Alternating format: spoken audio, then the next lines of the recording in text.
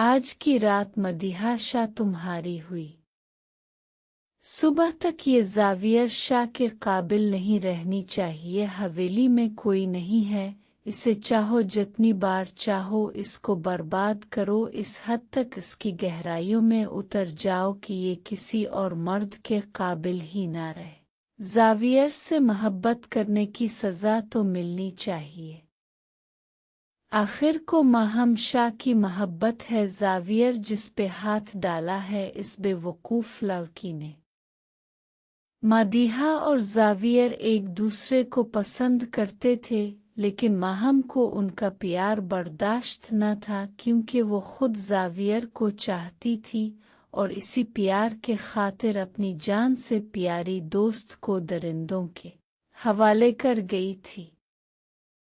वो किसी भूखे भेड़िए की तरह इस पर लपका था। मदीहा की चीखें हवेली की दीवारों।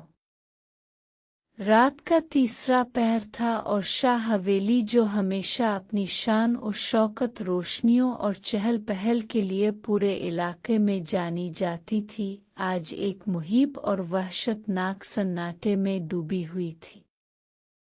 आसमान पर काले बादलों ने चांद को पूरी तरह अपनी लपेट में ले रखा था, जिसकी वजह से हवेली के तवील राहदारियों में अंधेरा और भी गहरा महसूस हो रहा था।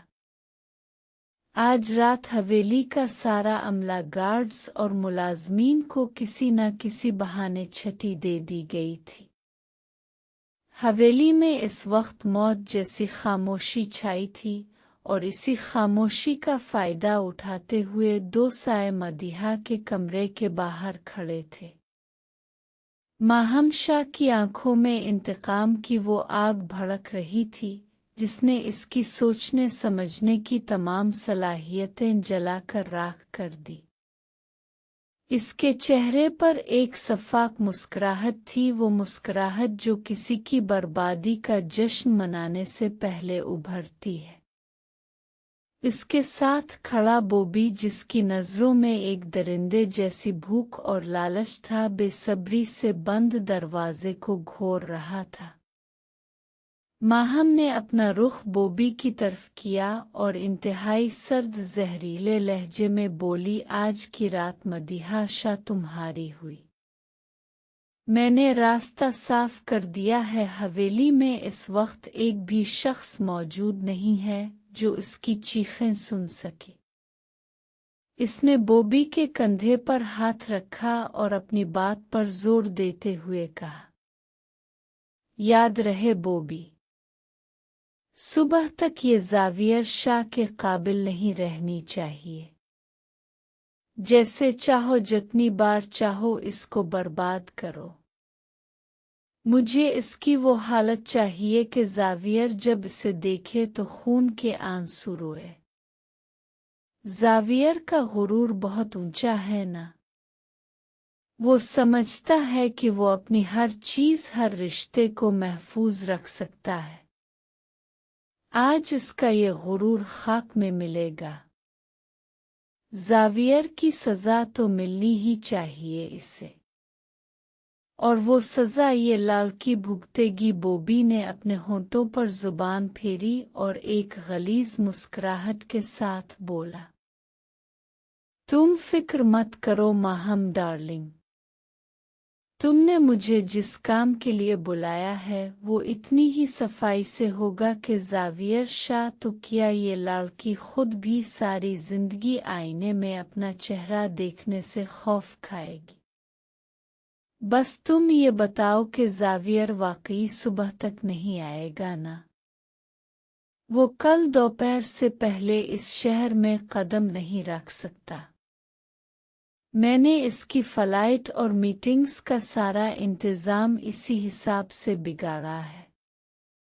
माहम ने हिकारत से दरवाजे की तरफ देखा। जाओ, तुम्हारा शिकार अंदर अकेला है और बेहद खौफजदा भी होगा। इसकी चीखों की आवाज़ इस मोटे दरवाजे से बाहर नहीं आएगी, लेकिन मैं चाहती हूँ कि तुम इसे इतनी अजियत दो कि इसकी रूह तक कांप जाए। मैं जा रही हूँ, सुबह होने से पहले यहाँ से निकल जाना।